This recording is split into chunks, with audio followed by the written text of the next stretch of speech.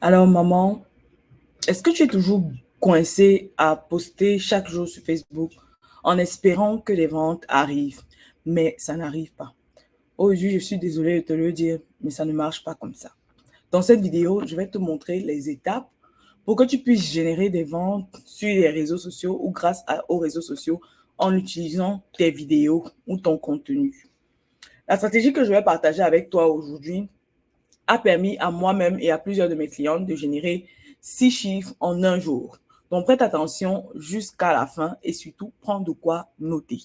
Alors, salut, si tu es nouvelle, si tu es nouveau ici, je suis Rita Moncam et j'aide les mamans entrepreneurs super occupées à pouvoir accroître leur vente en ligne en utilisant des vidéos.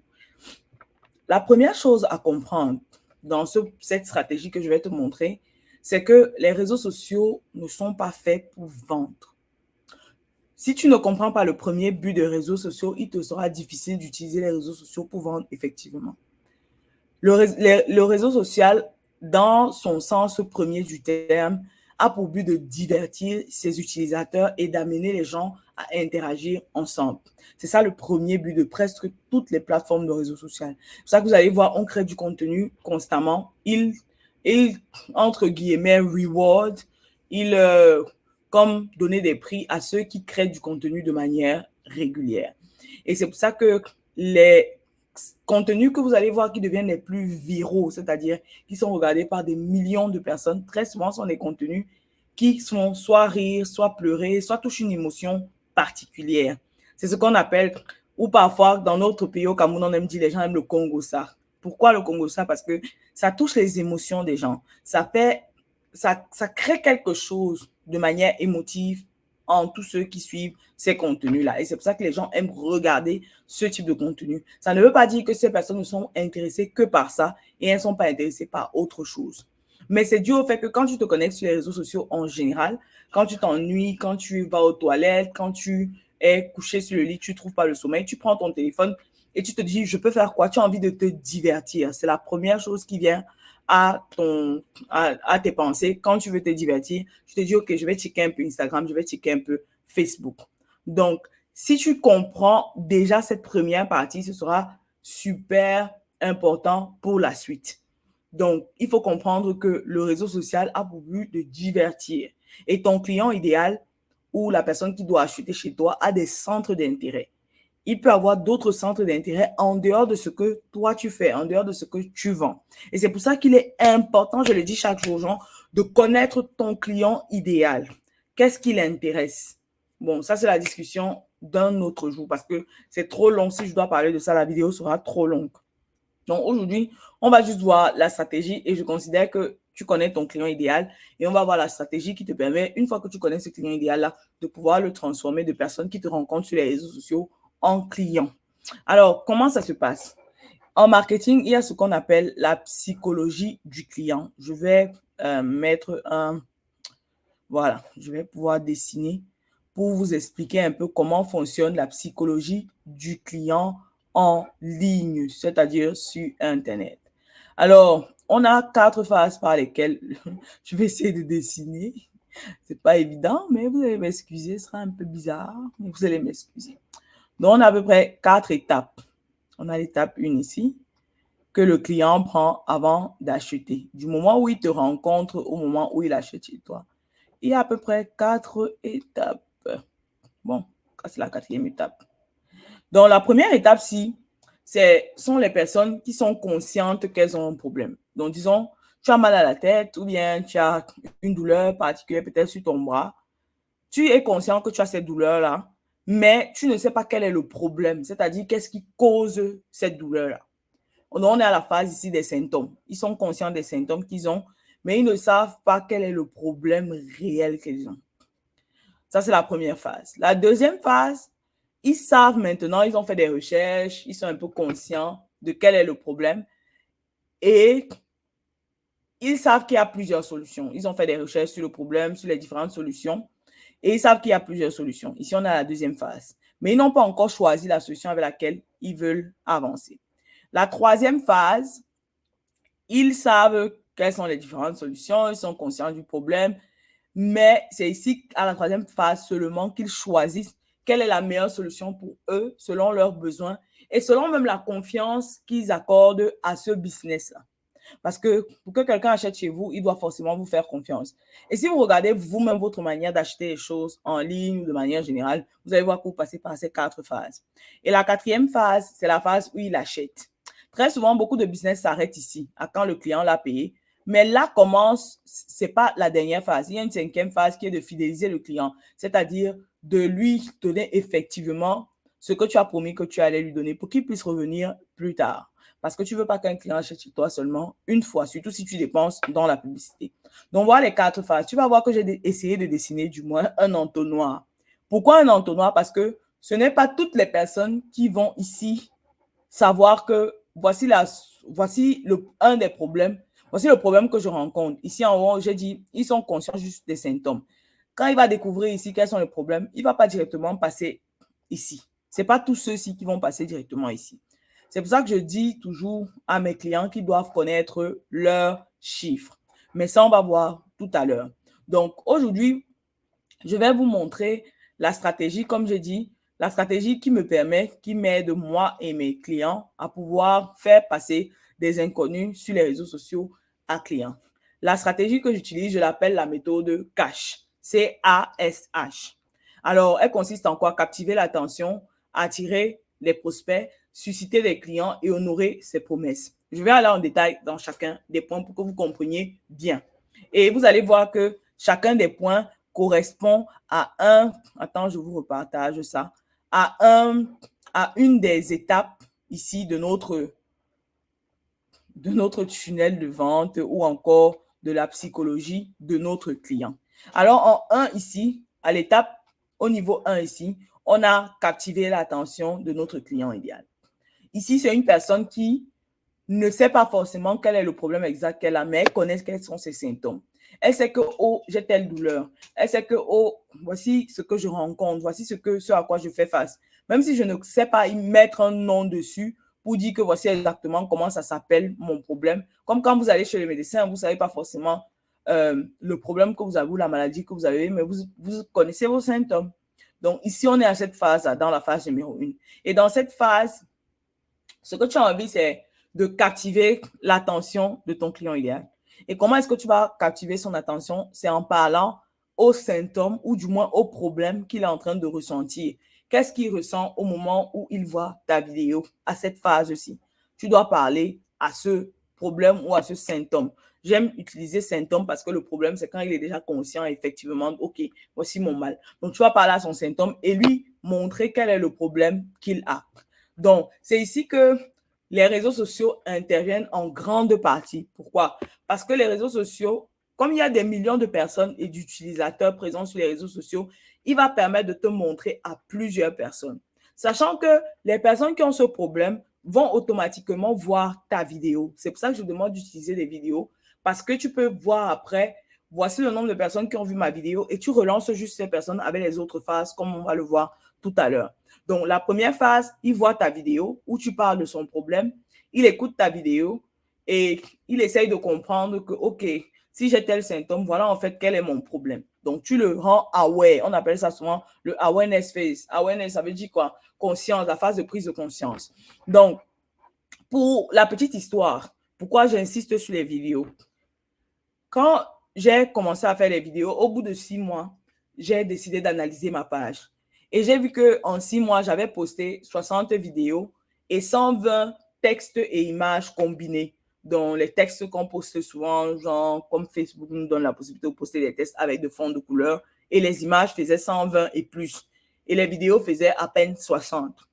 Et au bout des 6 mois, je me suis rendu compte quand j'analysais le nombre, la portée, le nombre de personnes que mon contenu a touché. Je me rendais compte que mon contenu avait touché près de 1 million de personnes. Et sur les 1 million de personnes, il y avait 900 000 ou 850 000 et poussières qui venaient des vidéos et juste 150 000 qui venaient des images plus textes combinés. Donc, c'est la preuve que la vidéo, premièrement, ça touche d'abord plus de personnes. Deux, je ne me suis pas arrêtée là. La deuxième analyse que j'ai faite, le deuxième constat que j'ai fait, c'était que le nombre de vidéos, bien qu'étant plus petit, avait 10 fois plus d'interactions que les images et les textes combinés. Donc, ça veut dire que ta vidéo permet d'engager et aide ton audience à interagir plus facilement que les autres types de contenus. Le troisième constat que j'ai fait, c'est que tous les clients que je recevais avaient forcément vu ma vidéo, venaient après avoir eu une vidéo. Donc, même mes ventes n'étaient pas liées au texte ou aux images que j'avais eu à poster, mais plutôt à mes vidéos. Pour dire que la vidéo est le meilleur type de contenu pour toucher le plus de personnes rapidement. Et aussi pour gagner la confiance. Parce que rappelle-toi que pour que quelqu'un achète chez toi, il doit te faire confiance. Et c'est à ça que la vidéo va t'aider. Pour que tu puisses transformer quelqu'un en client, il faut qu'il te fasse confiance. Et la vidéo va t'aider à toucher plus de monde, engager cette audience. Une fois que tu les as engagés, ils vont commencer à avoir confiance en toi. Et c'est comme ça que tu pourras les transformer après en clients plus tard. Donc, si tu ne sais pas comment créer des vidéos, j'ai créé un kit qui s'appelle 50 vidéos pour vendre en ligne, où je t'apprends comment créer des vidéos, le type de vidéos que tu peux créer. Je te donne des scripts, des modèles de scripts que tu peux utiliser pour créer tes vidéos en seulement 5 minutes. Même si tu es occupé, même si tu ne sais pas par où commencer, je te donne tout. Donc, tu peux obtenir ce script en cliquant sur le lien dans la description ou dans les commentaires pour me retrouver sur WhatsApp. Et quand tu viens sur WhatsApp, envoie-moi FUN, F-I-F-U-N, FUN, comme amusant en anglais. Donc, ça, c'était la première phase. On va captiver l'attention de notre audience. La deuxième phase consiste donc à attirer maintenant tes prospects à toi. Tu as captivé l'attention de ton audience. Pour une première fois, tu leur as dit quel est leur problème et autres. Ils ont compris. Maintenant, la deuxième phase, tu as envie d'aller plus loin que OK, voici juste ton problème. Il faut que tu leur dises comment est-ce que tu peux les aider à résoudre leurs problèmes, qu'est-ce que tu peux faire pour eux. Et on sait tous que ce n'est pas tous ceux à qui tu vas proposer ton offre qui va acheter. Donc, c'est pour ça que je te parle de la psychologie du client pour te montrer que ce n'est pas tout le monde qui va te découvrir ici qui va forcément acheter immédiatement. Et comme je le disais, une partie de ceux qui sont ici sont prêts à passer à la prochaine étape. Donc, quand tu vas leur faire ton offre, ça va leur permettre de venir à toi pour te dire, hey, l'offre dont tu parlais là, je veux plus de détails. Et une fois qu'ils te disent qu'ils veulent plus de détails, c'est ces personnes-là qu'on appelle des prospects. Donc, pour attirer des prospects, il faut déjà que, ayant suivi ton contenu, ils se sentent compris par toi. Ils sentent que tu comprends effectivement leurs problèmes et que tu sais comment tu peux les aider à résoudre leurs problèmes. Et je dis toujours, il faut faire ton offre. Quel que soit le type de contenu que tu crées, fais une certaine offre.